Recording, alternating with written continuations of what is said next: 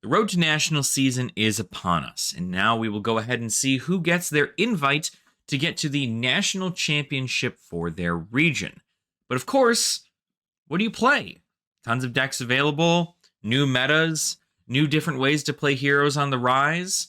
What kind of hero should you play for the Road to Nationals event, and why it might be not the one that you are thinking?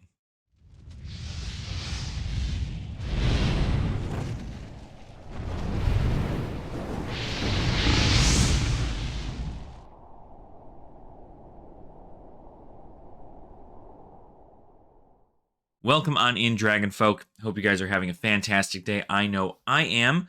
My name is Alex, and you are joining me here in the Dragon's Lair.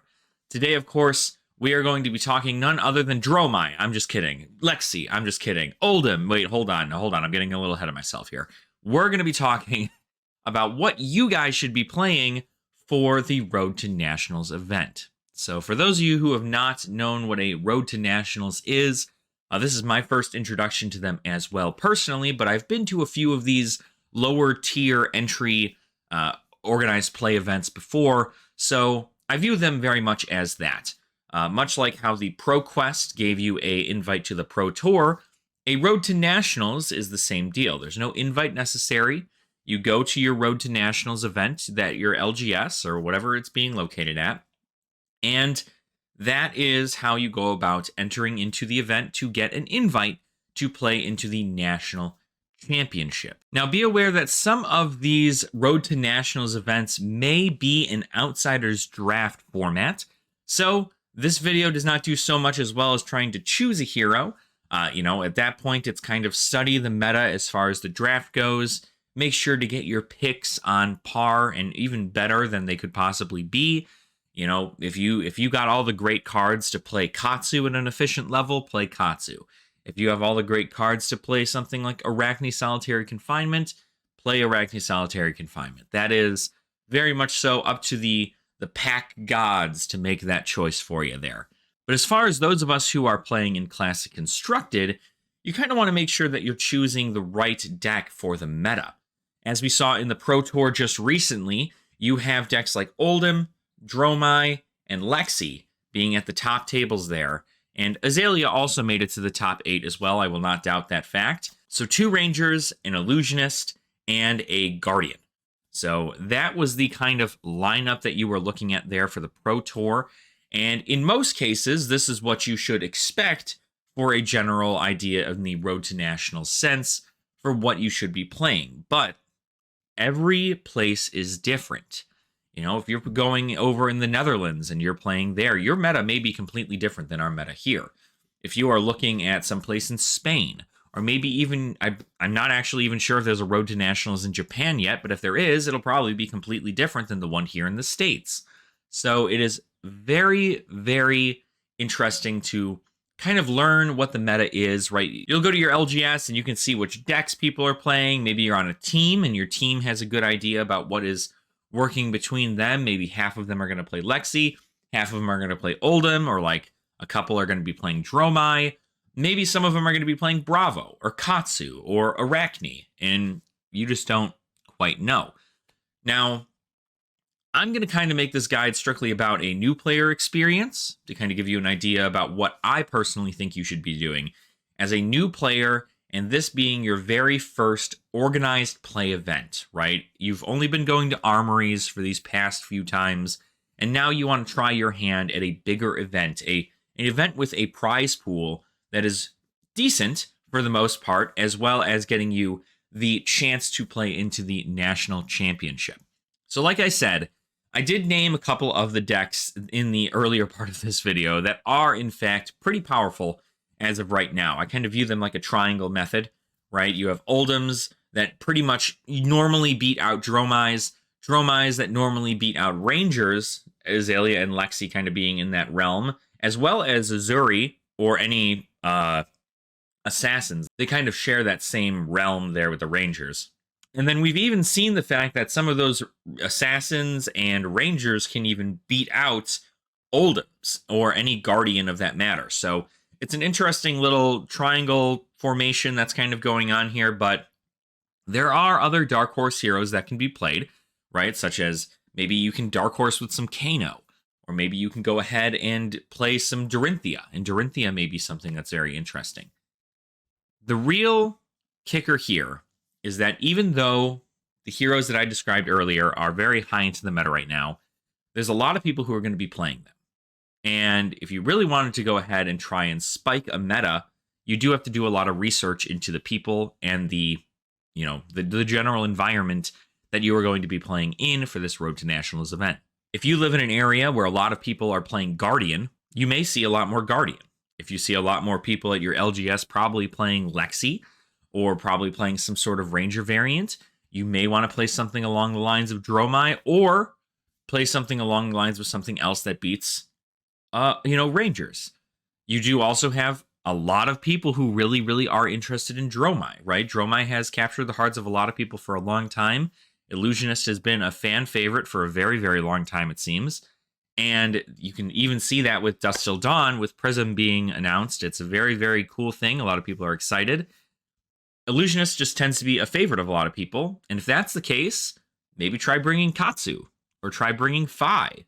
They are ninjas, and ninjas absolutely dominate Dromai. They just do. They absolutely dominate Dromai in every way, shape, or form. So it is very, very difficult that you can outpace a ninja into that matchup. So it's very interesting. The meta is very diverse right now. With the meta being as diverse as possible, this is my personal information to you. My information is this. My advice to you is this. Play the hero that you know best. Okay? That doesn't matter whether or not that hero is Levia. It doesn't matter whether or not that hero is Bolton, or it's Arachne, or it's Dorinthia, or it's, I don't know, whoever, right? Like whether it's Azalea or Lexi or Bravo. Like there are tons of heroes that are available for us in CC right now. And if these heroes, even if it's Riptide, you guys, like seriously, if there is a hero that you feel so incredibly comfortable playing, it may not beat every deck. No deck is guaranteed to beat every single deck. That's not how the game works. There's not like one sole deck that beats every other deck consistently time and time and time again. It's not here in the meta. So what you need to do is you need to play the deck that you know best, a deck that you truly care about, something that you feel a deep connection with. And if you don't have a deck that you feel that way about, right, take this time to figure it out.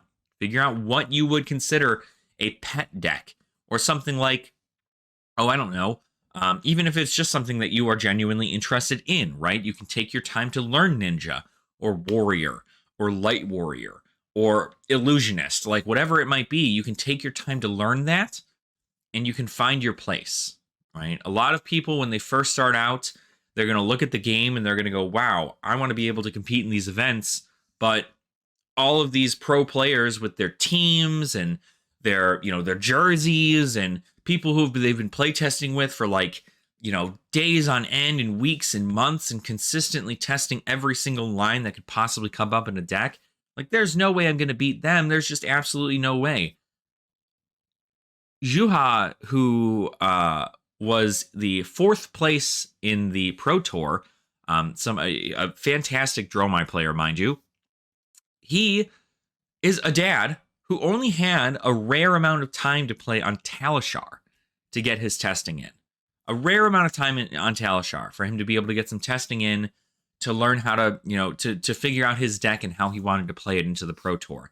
And he got 4th place. He didn't have a team. He didn't have people to do anything with. He literally just took time in between being a dad and being a lover of flesh and blood, and he just got better on his own. And that therefore means that you don't need a team, although a team is certainly helpful because practice does make progress. That is very, very good. So you do, if you have the option to do that, sure, but you don't need it, okay? You don't need a team. You don't need to get the best deck in the game. You don't need to be playing Oldhim or Lexi or Dromai, whoever it might be. Play the hero that makes you happy. Play the hero that you are comfortable with. And I promise you, This RTN is going to be a lot more fun than you might think, right? And yeah, you might not win, okay? But you also might not lose.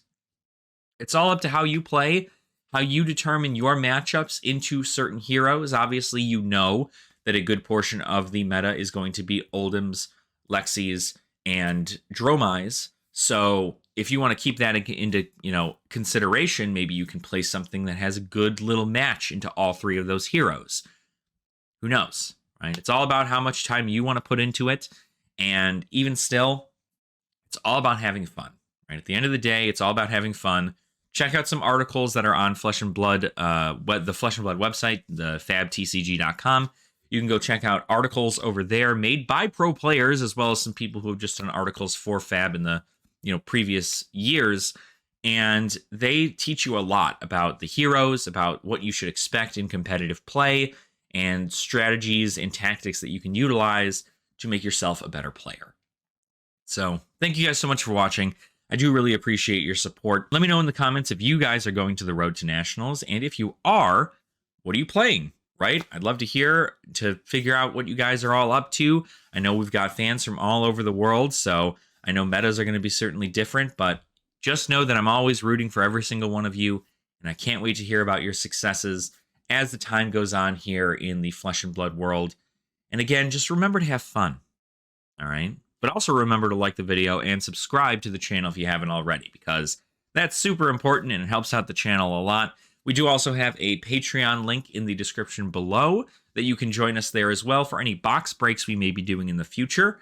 I want to open a lot more Uprising like I did previously, and let me tell you, Uprising being probably my favorite set as of right now, I can't wait to do more of that for all of my wonderful patrons.